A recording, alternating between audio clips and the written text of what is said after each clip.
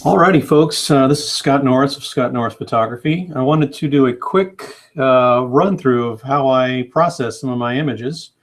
I had a request to show how I did this one, so I'm going to go ahead and start and go through it. It's not going to be exactly the way it was because my processing is organic. I kind of know what I want it to look like, but I just start doing things and trying things until it looks the way I want it to look. And so there's no set, I do this and then that. It's all organic, and the image will tell me what needs to happen. I've already done some work on this one. This came in from Lightroom. It was, I believe, a 5-shot HDR. It's already been done. I did that in Photomatics. So I brought it in here, and this is the original image. And I'll show you what I've done here. So I'll go to group 1 here. I did a little bit of exposure correction. I also removed the very little bit of the toilet that you can see down here. Whoops. So you can see that's removed. You can see a little bit of what I did there, but I knew I was going to go use Impression on this, and the beauty about Impression is it will cover up things like that, which is fantastic. Then I did a little bit more, and as you can see, I removed a couple things out of the scene. I removed the bottles over here on the right. Didn't think it really added to the shot. And then I did a little bit more exposure. I like to, instead of using an overall levels or exposure, I like to go in and do it selectively. So the area under the tub, I wanted to be a little darker. Some areas around in the corner up here in the upper right. And you can see here, it's not very much, but I usually do a little bit of gamma correction and bring the exposure down. So that's my group 1. Group 2, I did quite a bit more here. Now what I'll do is, when I start a new group, is I will duplicate this. So I'm not actually working with this group. And the one way I do that, I'm on the PC, but it's Shift Control Alt E, which is basically a stamp tool, and it'll take everything that's visible and stamp it. So that's what I did to start the new group here, which is this layer here. And then I went into Color Effects Pro and did some color correction and contrast. And then I used Color Lookup, which is one of the your adjustment layers down here, and it is fantastic. It's a quick way to do overall color correction and some contrast and things like that. So did a little bit of a warming look there, a little bit more. This is kind of, I'm not sure, let me see which one this is. It's a golden blue, so it's a split tone. And then I did a brightness and contrast to kind of brighten everything up, and it was a little too black. The darks are too dark, and so I brought that out a little bit. So that is where I'm going to start this tutorial, to kind of show you what I did here. First thing I'm going to do is add a texture, and this is a fantastic little plugin. I think you can get this through Adobe add-ons. It's Adobe Paper Texture Pro.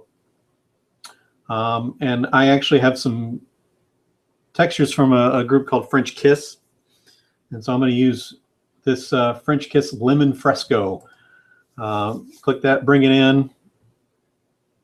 And that's what you got there. Now, you can set it down here. Where is it? Up here, the blend mode. I have it set to soft light because that usually works the best. You can also do several different textures if you want. Click this random and it'll grab out of your collection of stuff here, but this is the one I want, so I'm going to get that out of the way here. So I don't like the yellow, so first I want to change that. So I'm going to do Control U. There it is, my hue saturation, and I'm going to bring the saturation down, and I also want, let me actually put that back up because I want to see what it's doing. I'm going to rotate the hue to kind of a blue because that's the tone of the whole image. I want to keep that. So then I'm going to bring the saturation down. And let me turn this off so you can see what the texture looks. That's the texture. I really like this, the darkness on the edges was kind of what I'm going for, but it adds a texture through the whole thing. So let's go back to soft light here. That's a little much though, so I want to bring that down. So I'm going to bring the opacity down to something that I like. It's subtle.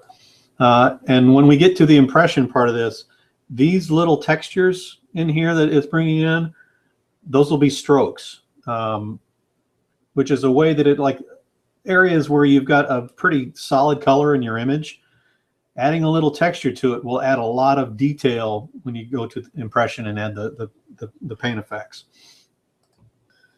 And now what I like to do is, at this point actually I'm going to do impression. So I need to, I'm going to add this into my group here.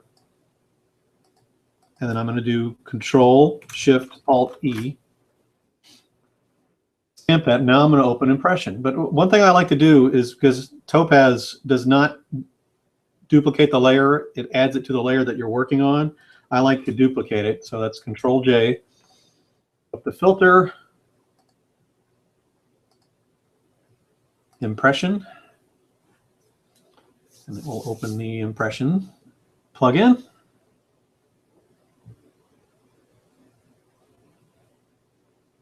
All right. When it opens up, it has to populate to whatever comes up, and I've got it, it's coming up to painting, but sometimes it'll come up to featured, and it'll show you different different ones to use, charcoal, Da Vinci, which is kind of cool. I always like that one. I'm going to use painting. And one of my favorite painters is Edward Hopper, and they actually have a Edward Hopper setting. I'm going to click on that. And I rarely use defaults in here because one of the things that impression does is it adds a texture as if it's on canvas or paper or something. And I don't want that, because if I print this, I want what it's printed on to add the texture and not the image itself. So you click on your little the little circle with the sliders in it. You can click there, or you can actually click up here next to the drop down on the top. I'm going to click here, and it opens up your control window. You can all the different sliders to change. First thing I'll do is in the background type. This will, let me change something here so I can show you what it's doing. I'm going to bring the paint opacity down. And see the color that's coming into that? You can get rid of that. That's a background color that's set here. If you click this background type to original, it gets rid of all that, which is really nice. And what that does is it takes the strokes and kind of blends it in a little bit. So it's a really nice effect. You can come down here and use blend modes if you'd like. I like this a lot better. And if I want to do blending more, I can do that in Photoshop. And then paint volume. That is if the paint is actually painted on the image and it's got a little bit of highlights on it, almost like an emboss or something like that you can get in Photoshop. I like to take that all the way down because I don't want that either. I just want the strokes. And then we got to make sure that the texture strength down on the bottom here is at 0. So you can go in here and you can adjust saturation and lightness. I'm going to bring the lightness up to 0 because I don't want that too dark, although my window's blown out a little bit. So let me bring that down just a bit and bring the contrast down. They're trying to emulate the style of Edward Hopper, and his stuff was pretty contrasty. I don't actually want that in this image, so I'm going to bring that back down to close to 0. And you can play with brush size if you like. You can adjust the brushes up here, all different kinds. I want a smaller stroke on here, so I'm going to bring that down. And let's see how far I want this to go. I want this to be noticeable, but kind of subtle. I don't want people to look at it and say that's a painting. I want them to look at it and say that's a cool image. Wait, what is that? Is that a photograph? I'm going to bring that down into this level somewhere. And when you like it, click OK. And there you go. Some people like this. They would say this is done. It's a great image. I like to add more to it because I don't want anything to be out of the box. So this is a little trick that I do to bring the edges of the original photograph, or actually the layer below, back into this, to add a little bit of realism to the painting, the painterly look at least.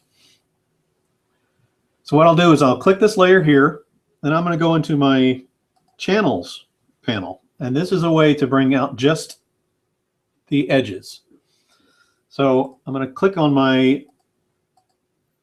the red layer, because red usually has more contrast, which is what you'll need for this technique. So I'm going to copy my red layer down here, just drag it down, copy it. I'm going to go up to Filter, Stylized, Find Edges. And there you go. It got the edges. Now I want this to be a mask to bring out, so you need this to be, the edges to be white. So you invert it, which is on the PC is Control-I. I think on the Mac it's Command-I. That's getting there, but it's not quite what I want yet. So now I'm going to do Filter, Other, Maximum. And what this does is it takes the highlights and pushes them out to whatever your radius is here. So I want just 1 pixel, and I want it to be round because I want it to be kind of soft. You can do this as a square. You know, it doesn't make a difference too much on this image, but the roundness is kind of what you want. So I'm going to do that, and you can see it kind of brightens the edges a little bit. There's a lot of detail in this floor that I don't want, so I'm going to do a levels adjustment on this and bring the blacks, really crush the blacks. So bring them up, or bring the slider over. It's actually bringing the blacks down. Maybe bring the whites up a little bit. Now I want to add a very small blur to this too, because the edges are kind of sharp. So I'm going to go blur, Gaussian blur. Oh, that's way too much. Radius 1 usually works. So I'm going to do that. So now I have an outline for my bringing that a mask here to bring the edges back in. So I'm going to do Alt-click on this layer. I'm sorry, Control-click or Command-click. Now that's selected. I want to duplicate this layer that has the original image here. I'm going to duplicate that, bring it above my impression layer, and then click this mask tool here, and it'll add that mask. So let me zoom in a little bit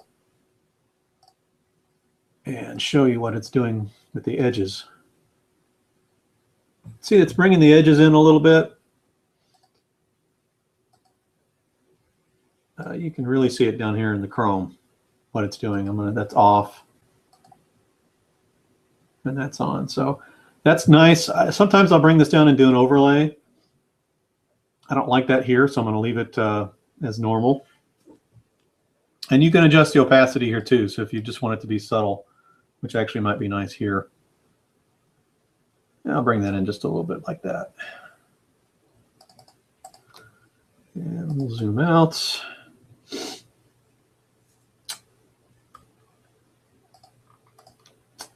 Let's see. What else would I do to this? Maybe a little bit more of, whoops, that's the vector mask. I don't want that. I want to maybe do a little bit more exposure here. I want to lighten some areas up in here that I think it's a little dark. So usually I'll just bring the exposure up just a tad. And actually you can bring up a lot. I'm going to use a brush here. So I'm going to bring that up, and it's doing the whole image, but not to worry, I'm going to fix that. Click on your layer mask here on your exposure and invert it. Then I'm going to get my brush, make that white because I'm going to paint out. Got to click on the right thing. I'm going to bring my opacity way down. There's 2 different ways to use this opacity brush. You can leave your opacity all the way up and bring your flow down. Oh, and by the way, I've got this my hardness at 0 because I really like soft brushes when I'm doing painting like this. This way, if you have your flow way down, if you click or if you're using a pen and hold the pen down, as long as your pen is down, it's pushing whatever color the brush is working. I actually like the clicking part because it's very precise for me. So it's to each his own, whatever you want. I'm going to bring this back down. I'm going to just start painting a little bit, bringing out some areas. I'll make that a little brighter. I'm going to make my brush smaller. And to make your brush smaller, if you use your brackets keys, open or close bracket. Close bracket is smaller, open bracket is larger. You know, I just, here and there, areas that I think need it. And a lot of times I'll go in and actually darken little areas or lighten little areas that I think just it adds to the painterly feel. Because with paintings, because they're using paint and it's not an actual capture, they can't capture some of the tonal range that you can get with the photograph. And when I'm doing these, I want to emulate that. So maybe darken this area up there a little bit. So let me keep clicking the vector mask. I want to do this one. Exposure. And a lot of times I'll just do a gamma because that just is it's kind of like a contrast. I'll invert this again, get my white, make my brush bigger. Let's say darken the area a little bit there. I don't know, add a little darkness down here. To make this shadow a little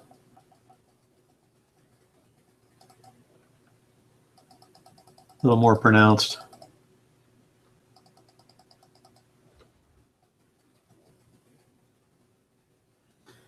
So that's pretty good. So now I'm going to take all these layers. So you shift, click all of them, do new group from layers. Now, one of the things that I always talk about doing and end up not doing when I'm doing these is because when you come back to these 6 months from now, you don't know what you're doing.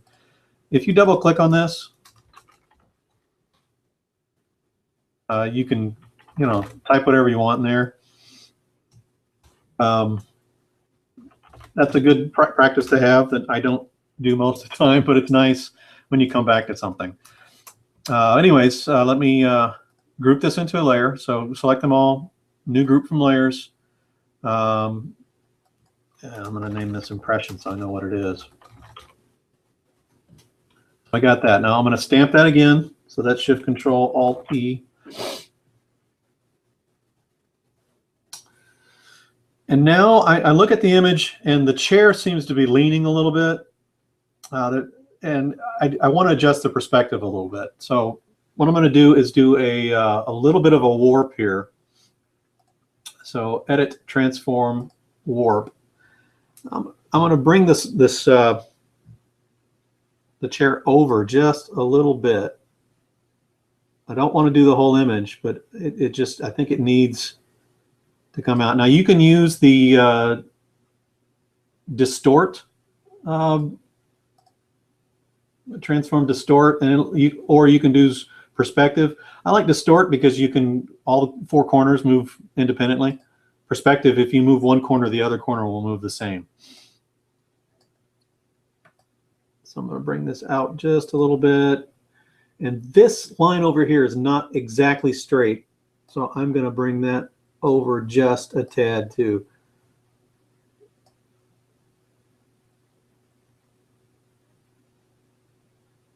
And I think that's pretty close. So click enter. I'll say warp. I know what it is.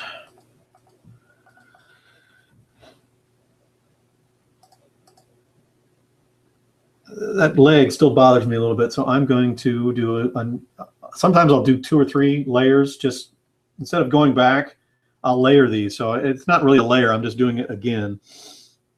I'm going to do that over a bit, and I'm going to move this one over a little bit too. Maybe bring this one back a little bit.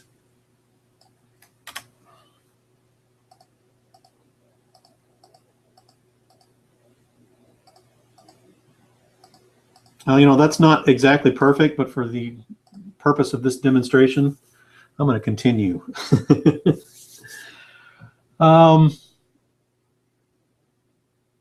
Well, let's look at it. Let's see. This is my process. Is there's sometimes I get here and I'll look at it. I'll walk away for an hour. I'll leave it for the next day. Because when you start looking at something for too long, you start seeing things that aren't there. You start wanting to do things that you probably shouldn't be doing. So it's good to walk away and come back with fresh eyes. You'll get better images that way, I think. I do want to brighten this towel up a bit. I think I want to bring the highlights out here. So what I'll do is keep hitting that. These buttons are right next to each other, and I wish they weren't because I keep hitting that, and I don't want that. So let me do exposure. I really love the exposure tool, if you haven't guessed. So I'm going to bring that pretty far up because I only want the highlights, so I'm going to ignore the rest of it. I might do a little bit of gamma to make the highlights even more pronounced. I'm going to invert the layer. Grab my brush and come in here. Let me do a broad area first. And then go in and I'm brightening some of these little edges here. Again, I'm making the brush bigger and smaller by using the bracket key. Close and open. Open is for smaller, close is for a larger brush. Well, let's bring that out. Let's bring that out a little bit. There's a little bit of highlight here. Some of these are really subtle, but they make a difference in the whole view of the image. And this is where a pen would be nice to get in these small areas.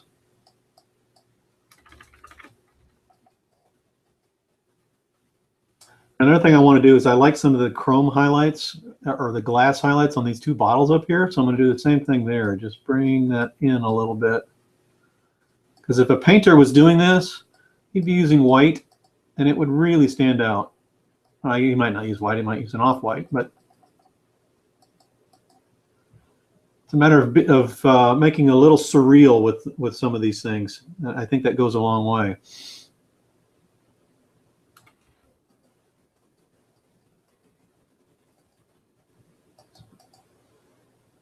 Let's look at the difference there. A little bit of a highlight, kind of like that.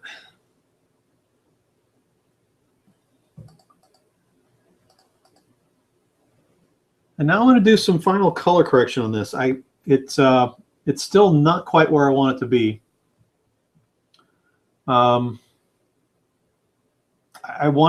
There's a little bit too much warmth in here. I want it to be a little cooler. So first I'm going to do a color balance here. And in here, in the wainscoting, I don't know how to pronounce that, but I'm going to bring some of them. Actually, I want to do this on the highlights. You can select up here. I'm going to do highlights. Bring some of the. I'm going to try red. Sometimes you can bring the yellow. I think I'm going to do the yellow works a little bit better. Kind of brightens the whole image a little bit, but I want to get rid of some of that red and yellow in the image.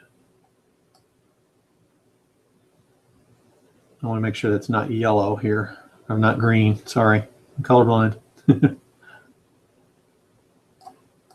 Let's do midtones. Let's bring a little bit of the blue into the midtones. And sometimes when you're doing this, you might want to go the opposite direction with the shadows. On this one, I don't think I want to, but sometimes it gives it says way to do split toning. And actually, that red in there is not bad. Brings out some of the floor. So I might leave that a little bit. Bring the blue up. That's getting close to where I want to be with this. I want to do a little bit, one more pass of maybe curves, because it's a little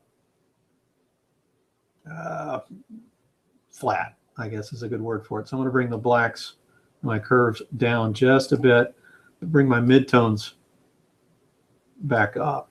And this is subtle, but it makes huge differences in the final image. You can see That's off, on. And one of the things about this image that I was never sure about the cropping on this. There's a lot of stuff up here that I thought was kind of neat, but in the final image, it's not really necessary. And a colleague in my cohort in the Arcanum suggested a square crop, and it was brilliant. So that's my last step here. Go to cropping tool, go square, and if you click in it, the nice thing about the crop tool is I think it defaults. It's probably default to whatever you had last, but if you haven't used this before, it defaults to the rule of thirds here. But if you click O, it will show you different, I don't know what the right word for this is. Whoops, what did I just hit? I can escape out of that and start over here.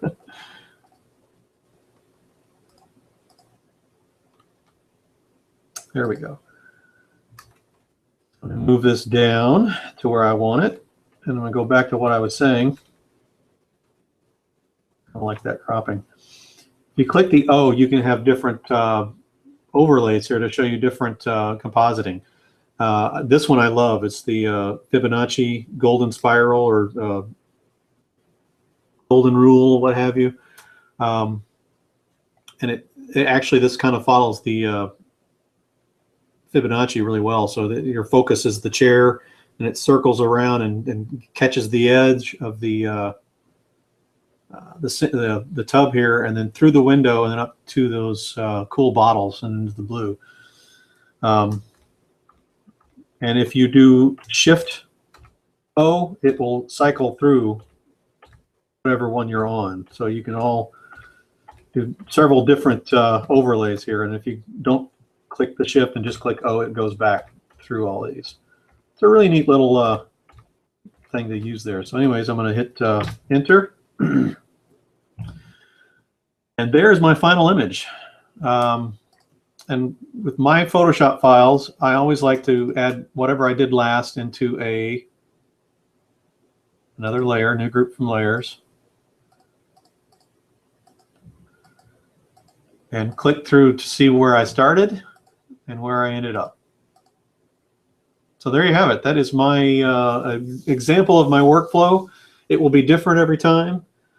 So that when people ask me, how did you do that? First of all, I have to say, well, let me think about it, and then look at my Photoshop file and figure it out. But it's so organic that there's a lot of times that I will do steps that I go back and think, what did I do? I don't remember how I did that. That's the beauty of art.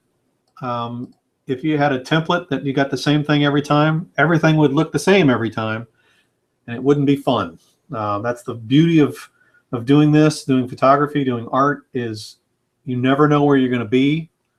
And it's different every time. It's different for every person. Someone else using this image to process it, it will look completely different, and that is awesome. So anyways, I hope you enjoyed the little tutorial here. I'm Scott Norris of Scott Norris Photography. You guys have a great day.